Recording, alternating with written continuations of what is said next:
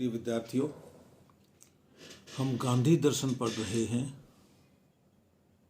और गांधी दर्शन में जो अध्याय चल रहा है उसका नाम है भारत के राष्ट्रीय स्वतंत्रता संग्राम में महात्मा गांधी का योगदान। वही बात जो मैं हर बार कहता हूं कि किसी व्यक्ति के दर्शन को समझने से पहले जरूरी है कि हम उस व्यक्ति को समझें और किसी व्यक्ति को समझने के लिए जरूरी है कि हम उसके कामों को समझें। और जब बात महात्मा गांधी की हो रही हो तो निश्चित रूप से उनके कामों में उनका दर्शन झलकता है। दक्षिण अफ्रीका से लौटने के बाद गांधी जी भारत के समाज में निरंतर सक्रिय हैं और समाज में सक्रिय होने का मतलब केवल राजनीति में सक्रिय होना नहीं है। उन्होंने इस देश में सामाजिक सुधारों के लिए भी कम काम नहीं किया है। खैर, हमने ये देखा कि विभिन्न गतिविधियों में सक्रिय रहते हुए, विभिन्न आंदोलनों का नेतृत्व करते हुए 1942 आ गया था और 1942 में गांधी जी ने एक नया आंदोलन शुरू किया था, भारत छोड़ो आंदोलन। आंदोलन का नाम नया था लेकिन उसकी तकनीक वही थी जो दुनिया में गांधी तकनीक के नाम से जानी जाती है। इस समय तक यह देश आंदोलनों के लिए बहुत बहुत सीमा तक प्रशिक्षित हो चुका था। देश में एक तरफ क्रांतिकारी अपनी जानें दे देकर आजादी के लिए जागरण पैदा कर रहे थे, वहीं दूसरी ओर गांधी जी जैसे लोगों को अहिंसा के मार्ग पर चलते हुए आजादी पाने का नुस्खा बता रहे थे। इसके अलावा भी सामाजिक संगठनों में, स्वयंसेवी संगठनों में काम करने वाले लोग अपने अपने तरीके से अंग्रेजों से लड़ रहे थे। तो इस देश की आजादी एक सामूहिक प्रयास है, यह मैं पहले ही कह दूं। यह जरूर है कि उस समय 1942 तक आते आते तो बहुत ज्यादा कांग्रेस नाम का एक राजनीतिक दल भारत के राष्ट्रीय आंदोलन का नेतृत्व कर रहा था। अंग्रेज उसी दल से बात करते थे। दूसरी तरफ मुस्लिम लीग भी था और मुस्लिम लीग के बारे में आप बहुत अच्छी तरह से जानते हैं कि उस संगठन का उद्देश्य देश की आजादी प्राप्त करने से कहीं अधिक इस देश को तोड़ने में था। तो 1942 आ गया। उसके पहले बहुत सारी बातें हुई, मैं सब बता चुका हूं।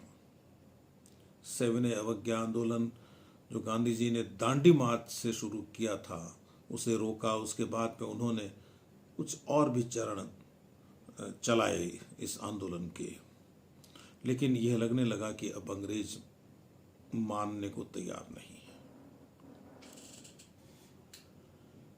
क्रिप्स मिशन आया और वह भी विफल होकर चला गया। कांग्रेस ने गांधी जी से कहा कि अब क्या करना चाहिए।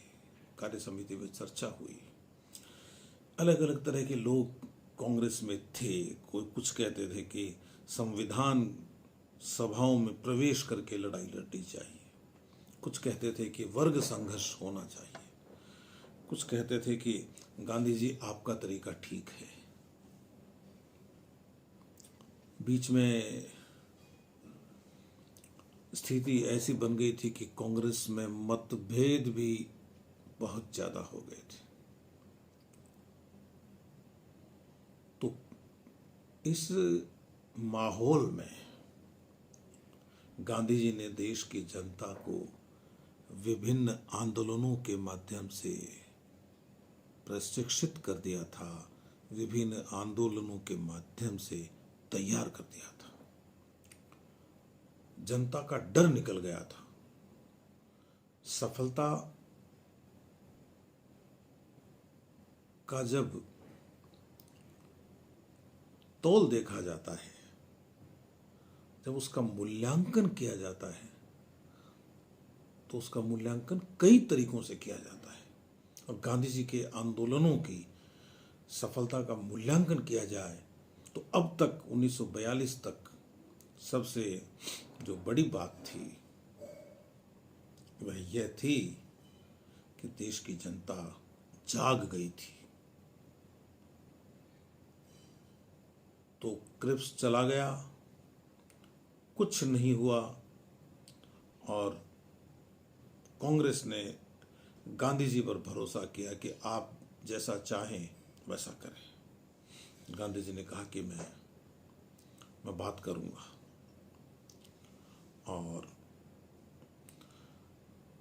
द्वितीय विश्व युद्ध प्रारंभ हो ही गया था, चल ही रहा था, और उस युद्ध में अंग्रेजों के साथ हमारा व्यवहार क्या हो, यह भी उस समय एक बड़ा प्रश्न था।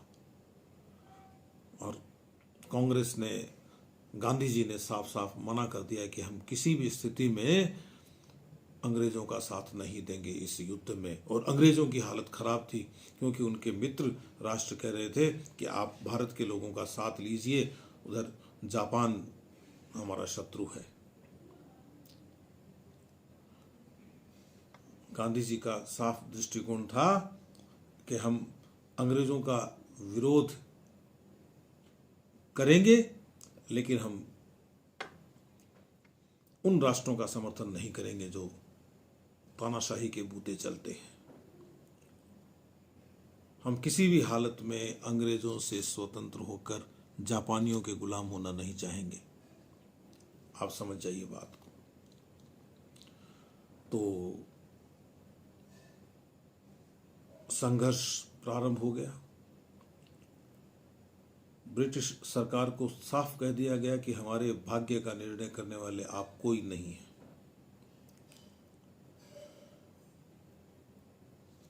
सरकार ने दमन की कार्रवाई शुरू कर दी। बौखला गई सरकार कि यहां के लोग युद्ध में साथ नहीं दे रहे हैं।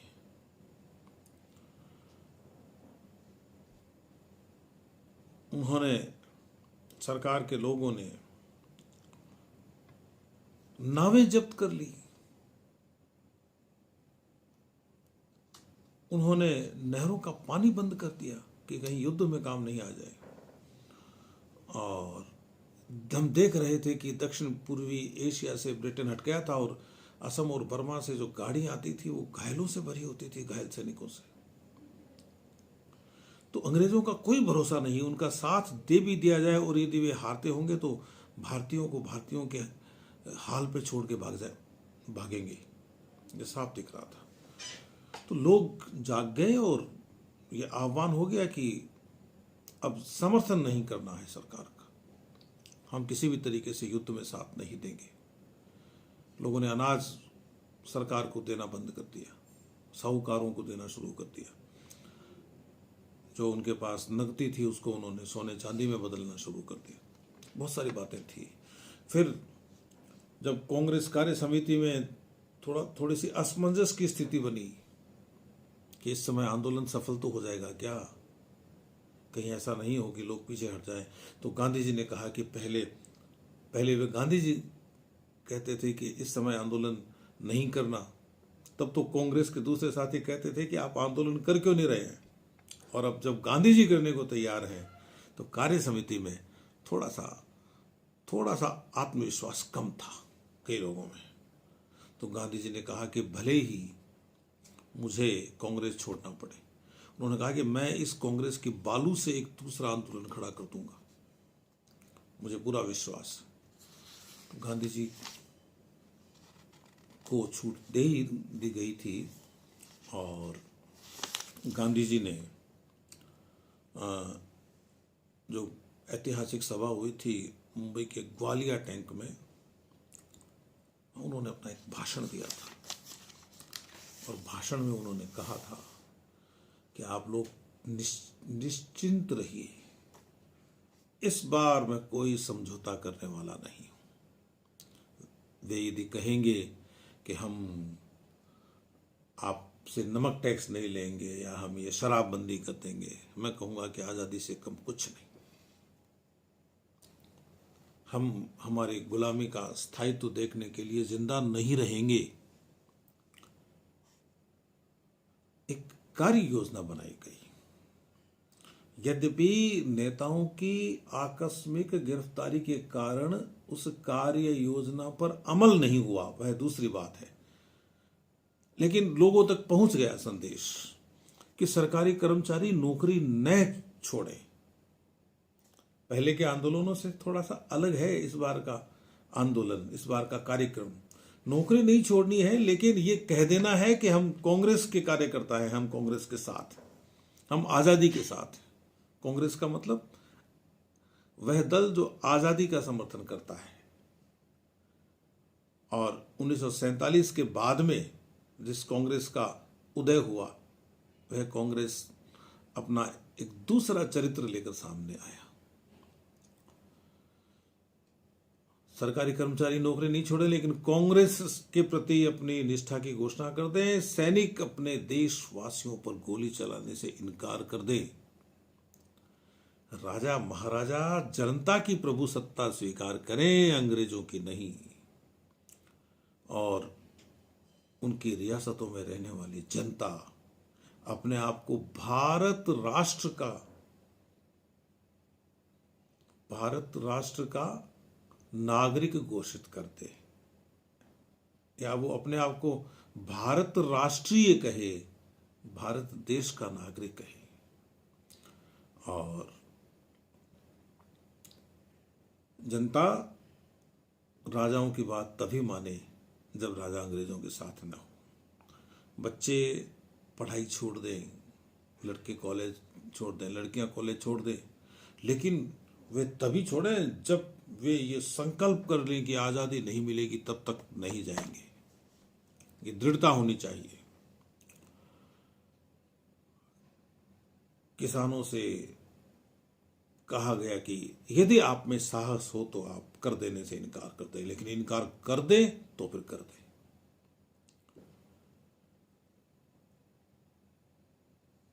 काश्तकारों को कहा गया कि जमीन आपकी है क्योंकि आप उसे जोतते हैं,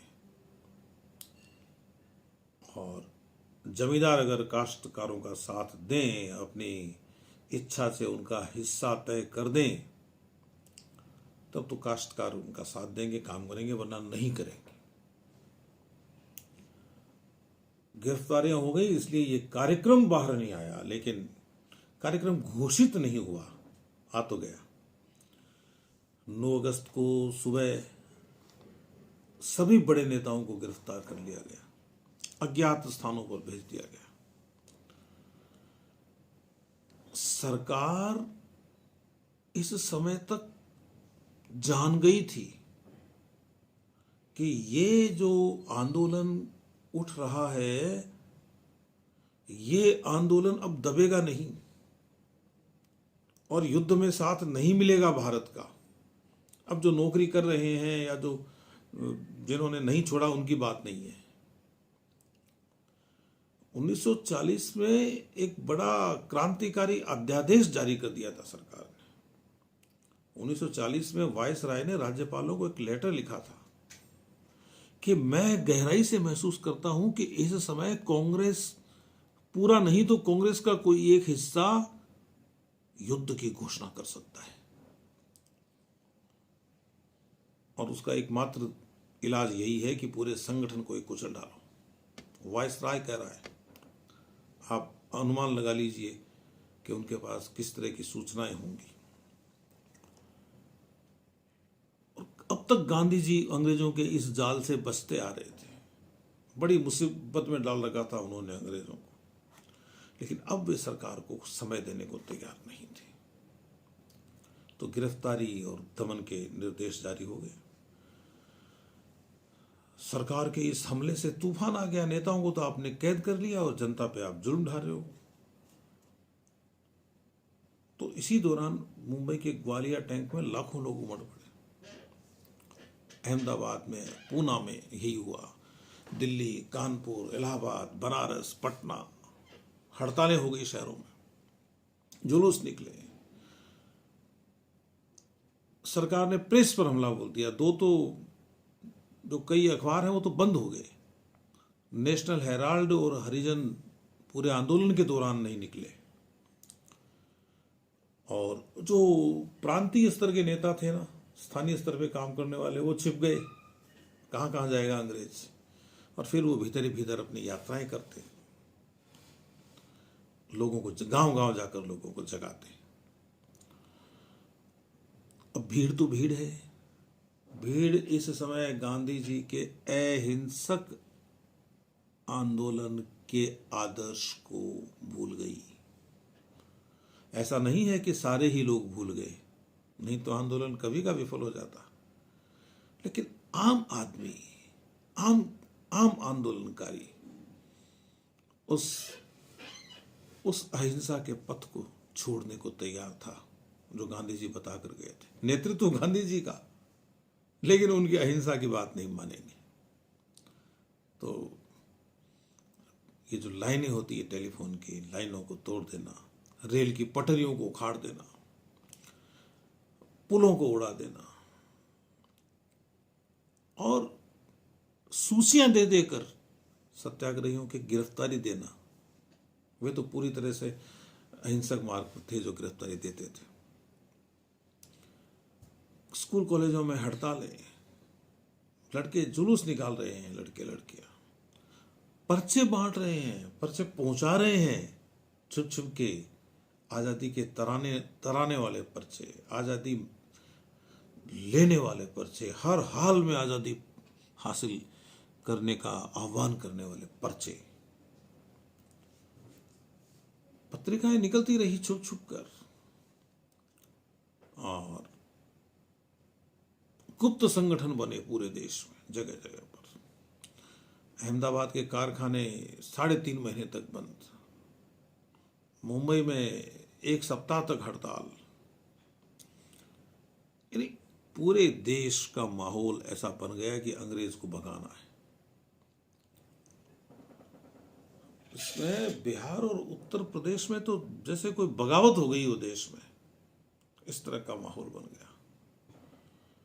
काशी विश्वविद्यालय के छात्रों ने भारत छोड़ो का संदेश देने के लिए गांवों की यात्राएं प्रारंभ कर दी। कहते थे थाना जलाओ, स्टेशन फूंक दो, नारे लगाओ कि अंग्रेज भाग गया, अंग्रेज भाग जा। रेलगाड़ियों पर राष्ट्रीय ध्वज फहराए जाने लगे। एक रेलगाड़ी पर फहराता हुआ राष्ट्रीय ध्वज कितना सुंदर लगता होगा। मैं जब भी यह अध्याय पढ़ता हूँ और यह बात पढ़ता हूँ तो मुझे लगता है कि काश हम भी आज़ादी के इस आंदोलन में कूदे होते, थोड़ा पहले जन्मे होते। खैर, कहीं सरकारी अधिकारियों से मुठभेड़ें हो रही हैं, दमन हो रहा है, कहीं कहीं तो सरकार ही नहीं रही। बिहार का तिरहुत इलाका है, वहां कोई सरकार नहीं 2 सप्ताह तक। पटना 2 दिन तक एक गोलीकांड हुआ था, उसकी वजह से नियंत्रण से बाहर था। उत्तर और मध्य बिहार के 80% थानों पर जनता का कब्जा। यूपी में आजमगढ़, बलिया, गोरखपुर, बिहार, भागलपुर, पूर्णिया, शाहाबाद, मुजफ्फरपुर, चंपारण, सब जगह हलचलें, सब जगह विद्रोह, सब जगह आवाजें कि अंग्रेज चला जा, अंग्रेजों भारत छोड़ो। नेताओं की गिरफ्तारी के पहले हफ्ते के अंदर 250 रेलवे स्टेशन या तो नष्ट कर दिए गए या बंद हो गए। 500 से ज़्यादा पोस्ट ऑफिस हमले के शिकार हो गए। 150 थानों पर हमला किया गया। सिर्फ कर्नाटक में टेलीफोन के तार काटने की 1600 घटनाएं हुई। ये सारा मैं आपको विपिन चंद्र की किताब से बता रहा हूँ। 532 मौके ऐसे आए जब भीड़ निहत्ती थी और वो गोली झेलने को तैयार थी, गोलियां झेली भी। हवाई जहाज़ों से मशीन गनें चलाई गई भीड़ पर, लोगों पर जुर्माने लगाए गए। 90 लाख रुपए जुर्माने के वसूल किए गए लोगों से। 1942 के अंत तक 60,000 से ज़्यादा लोगों को गिरफ्तार किया गया। 26,000 लोगों को सजा हुई। 18,000 लोगों को भारत के रक्षा कानून के तहत बंद किया गया। मार्शल लॉ लागू नहीं था, लेकिन मार्शल लॉ से कम कुछ नहीं था। तो इस भारत छोड़ो आंदोलन के संदर्भ में हम जो बातें रह गई हैं उन्हें अगली बार करेंगे। तब तक